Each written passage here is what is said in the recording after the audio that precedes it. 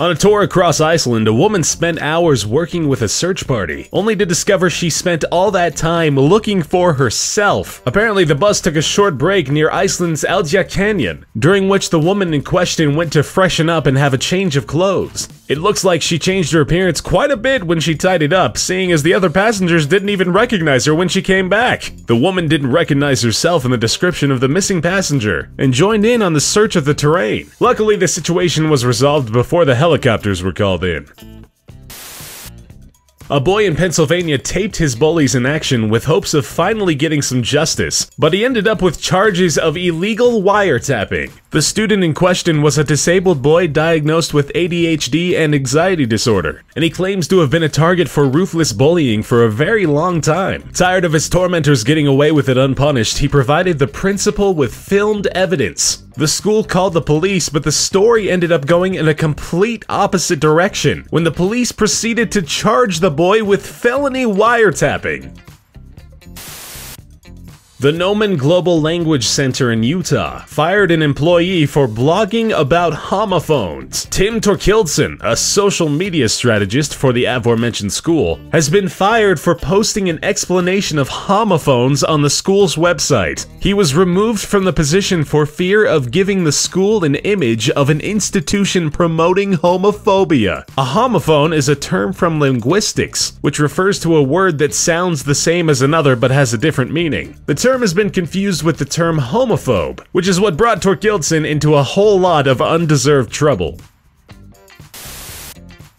A zoo in Japan has spent 4 years trying to help their hyenas reproduce, only to eventually figure out that both of the hyenas were, in fact, male. The zoo had been given a pair of hyenas from a South Korean zoo a few years back, as part of an organized exchange. They were told they were given an opposite-sex pair. The mistake was easy to make, the zoo claims, as sex organs of the animals looked very similar. Megan Rothbauer suffered from cardiac arrest, but ironically, her physical recovery ended up being a much easier one to make than the financial one. The woman was in a coma while she was being taken to a hospital by the ambulance. The ambulance took her to the nearest hospital, but it turned out the hospital in question wasn't covered by her insurance. Ms. Rothbauer is now left facing bankruptcy as a result of the whole ordeal that wasn't even her own fault. An entire class of graduates has been denied diplomas in a Chicago suburb after tossing their graduation caps in the air at the ending of the ceremony. According to the superintendent, the students were informed that throwing the caps into the air is forbidden, and they were warned several times beforehand. He states that they willingly disobeyed the rules and they should learn one last lesson. A Scottish woman in her late 30s sought medical attention after contracting sepsis, only to discover that a sex toy had been lodged into her vagina for the past 10 years. A 5-inch object was found in her vagina, putting pressure on her bladder. The woman recalled she had used a sex toy with her partner about 10 years prior to the incident, and she said it was possible that she forgot to remove it. A UPS worker in Phoenix stole a $160,000 diamond and, unaware of its value, traded it in for a bag of marijuana. 20-year-old Walter Earl Morrison stole a package at Sky Harbor Airport, hoping to find some cash. He was quite disappointed when he found what he obviously considered a worthless rock and traded it in for $20 worth of marijuana. He was later found and arrested.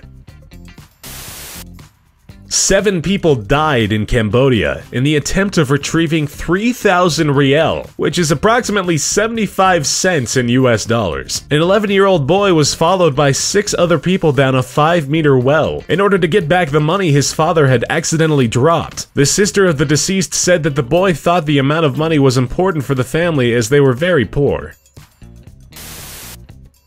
90-year-old homeless advocate Arnold Abbott has been criminally charged alongside 2 ministers for feeding the homeless. A new ordinance has been issued in Fort Lauderdale which outlaws groups from feeding the homeless in public. The 3 men face possible jail time and a $500 fine.